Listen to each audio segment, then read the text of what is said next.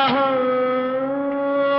ఒక మనసుకు నేడే పుట్టిన రోజు,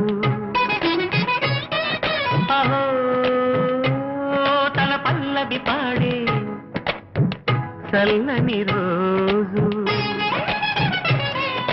ఇదే ఇదే స్వరాల కానుక, మరో వసంత గీతిక జనించు రోజు.